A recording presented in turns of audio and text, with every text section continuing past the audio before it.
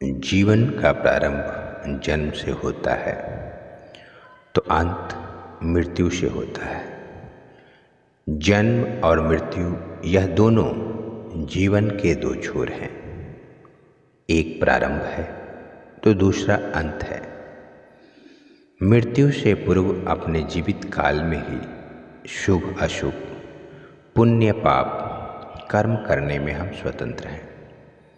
व्यक्ति का जन्म साधारण हो सकता है, लेकिन उसके कर्म उसकी मृत्यु को ऐतिहासिक बना सकते हैं। प्राणी क्यों जन्म लेता है? विज्ञान भौतिक बातों की खोज कर हमारे जीवन को अच्छा बनाता है, तो अध्यात्म आंतरिक गुणों का विकास करता है। दोनों का एक ही उद्देश्य है। नमस्कार दोस्तों, आप देख रहे हैं दिव्यांश दिव्य जीवन की सत्यता की खोज। अगर हम भारतीय दृष्टिकोण से देखें तो पाएंगे कि दर्शन और विज्ञान दोनों एक ही सिक्के के पहलू हैं। दोनों का आधार एक है, जिज्ञासा। जानने का प्रयास दर्शन भी करता है और विज्ञान भी। जहाँ तक मनुष्य की बुद्धि सक्षम है, वहाँ तक मनुष्य विज्ञान की सहायता लेता है। यह उचित भी है। जो धारणाएं प्रयोगों और उनसे निकलने वाले निर्णयों पर आधारित है, वे मान्य होती हैं। उदाहरण के लिए चंद्रमा के बारे में मनुष्य द्वारा प्राप्त की गई जानकारी। अगर दुनिया का कोई व्यक्ति चंद्रमा को लेकर अब भी पुरानी कल्पनाओं में विश्वास करेगा, तो वह परिहास का ही कारण होगा, क्योंकि मनुष्य अपने प्रयासों से चंद्रमा तक पहुंचा है। उसका अनुभव ही सत्य है, न कि हजारों वर्षों से चला आ रहा अंधविश्वास। जहाँ विज्ञान की सीमा समाप्त होती है, वहीं शुरू होती है दर्शन की सीमा। जिन प्रश्नों के उत्तर विज्ञान नहीं निकाल पाता, वहाँ मनुष्य की जिज्ञासु प्रवृत्ति कुछ परिकल्पनाएं करती है। उन कल्पनाओं से पैदा होने वाले प्रश्नों का समुचित उत्तर खोजती है।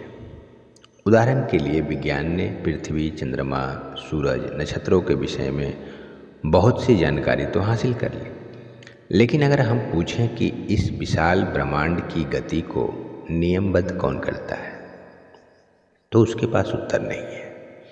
यहाँ आकर दर्शन ने एक विश्वास को जन्म दिया कि एक बृहद शक्ति है जिसके अंदर सभी लोकांतरों को नियमबद्ध तरीके से चलाने की क्षमता है। उसे ईश्वर का नाम दिया। आज चिकित्सा विज्ञान बहुत विकसित हो चुका है। मुश्किल से मुश्किल बीमारियों का इलाज संभव है, फिर भी विज्ञान की अपनी सीमाएं हैं। विज्ञान मनुष्य की रक्त की कमी को दूर कर सकता है। उसे एक मनुष्य से निकालकर दूसरे मनुष्य को दे सकता है, लेकिन वह रक्त की रचना नहीं कर सकता। इलाज तभी तक संभव है जब तक मनुष्य जीवित है।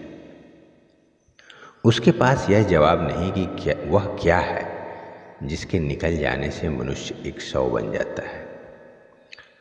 दर्शन परिकल्पित ईश्वर को इन अनुत्तरित घटनाओं का कारण मानता है। इसके आगे मनुष्य सोचता है कि प्राणी क्यों जन्म लेता है। इस तरह पुनर्जन्म, कर्म फल का सिद्धांत आदि के बारे में सोचता है। कर्म फल का सिद्धांत मनुष्य को अच्छे कर्म करने के लिए प्रोत्साहित करता है और बुरे कर्म करने से रोकता है। इस प्रकार विज्ञान की खोज मनुष्य के भौतिक जीवन में खुशियाँ लाती है, तो दर्शन मनुष्य के गुण, कर्म और स्वभाव में सुधार लाता है। दुर्भाग्य से दोनों का दुरुपयोग शुरू हो गया है। विज्ञान का उपयोग विकास की जगह विनाश में शुरू हो गया है। वहीं दर्शन में अंधविश्वास का प्रवेश हो गया है। कर्मफल से पैदा होने वाले भय का दुरुपयोग कर मनुष्य को ढकोसलों, कर्मकांडों में फंसा दिया गया है। बुराई विज्ञान या दर्शन में नहीं है, बुराई है उनके दुरुपयोग में। जरूरत है विज्ञान और दर्शन के जरिए भय रहित विश्व का निर्माण करने की। अतः यह स्मरण रहे, वो तैरते तैरते डूब गए जिन्हें खुद पर गुमान था, और वह डूबते डूबते भी तर गए जिन पर तू मेहरबान था। जय श्री कृष्ण।